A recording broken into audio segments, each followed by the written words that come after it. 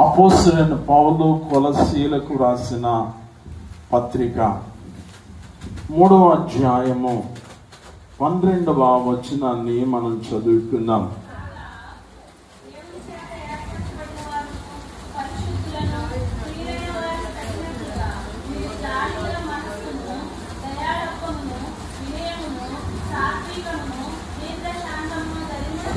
దేవునికి స్తోత్రం.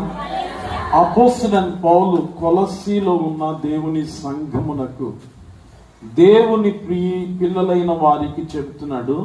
కాగా దేవుని చేత ఏర్పరచబడిన వారును పరిశుద్ధులను ప్రియులైన వారికి తగినట్లుగా మనం ఎలా నడుచుకోవాలో, మనం ఎలా నడిస్తే దేవుని ఏర్పాటు, దేవుని పరిశుద్ధత, దేవునికి ప్రియులైన వారిగా ఉంటామో, పౌలు గారు ఈ కొలస్సీ పత్రికల అనేకమైన విషయాల్లో క్రైస్తవ పిల్లలకు తెలియజేస్తున్నారు. దేవుని స్తోత్రం, హల్లెలూయా.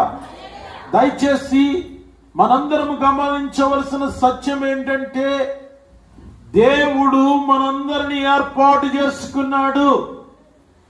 దేవుడు మనల్ని ఏర్పరచుకున్నాడు.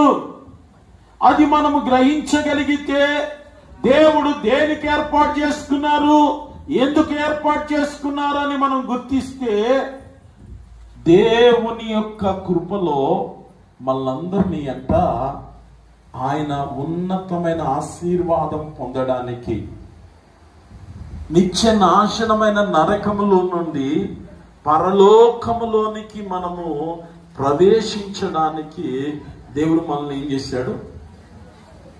ఏర్పాటు చేసుకున్నాడు. దేవుడు మనల్ని ఎందుకు ఏర్పాటు చేసుకున్నాడు? నరకములో నుండి పరలోకములోనికి. నోరుందా? దేవుడు మనల్ని ఎందుకు ఏర్పాటు చేసుకున్నాడు? నరకములో నుండి పరలోకానికి వెళ్ళడానికి. ఆ పరలోకానికి వెళ్ళాలి అంటే మనం గమనించాల్సింది, మనల్ని మన పాపము నుండి,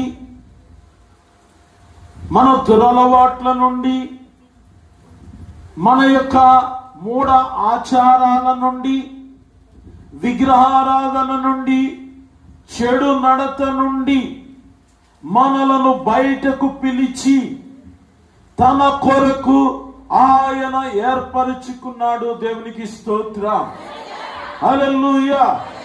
ఎలా ఏర్పాటు చేసుకున్నాడంట? ఆ పరలోకానికి